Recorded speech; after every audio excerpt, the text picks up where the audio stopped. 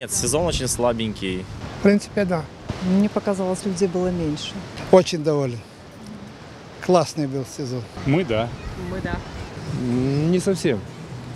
Хотелось бы, чтобы на набережной хотя бы были удобства для людей, а власти для этого ничего не делают. Даже указателей нет. Я не говорю про то, чтобы восстановить имеющиеся, скажем так, места общественного пользования. Очень мало людей на самом деле.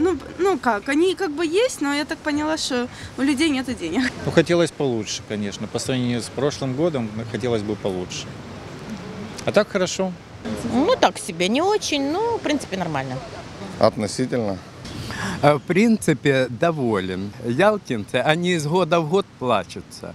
Годами. Когда не спроси, ой, тот год был слабый, а сейчас еще хуже. И это из года в год. Сервисом недовольны. Ни я, ни туристы. А что завтра будут туристы, не будут с таким сервисом, никого не беспокоит. В целом доволен. Довольны, да. Довольны даже очень.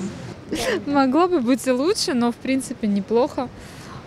Почему мы должны быть недовольны? Хорошо. В целом, да, люди ездили, и были приезжающие туристы из зарубежья тоже. И китайцы были, и с Германии были, с Польши. Я знаю, потому что я работала администратором в гостинице непосредственно. Я могу сказать, что сезон удался, да, хороший. И ездили очень хорошо люди в сентябре месяце.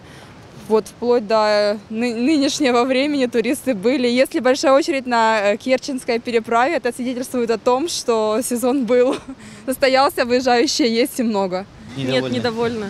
Ждем, когда откроют паром, и мы уедем на ту сторону, в Сочи. Там теплее, да? Там говорят? теплее.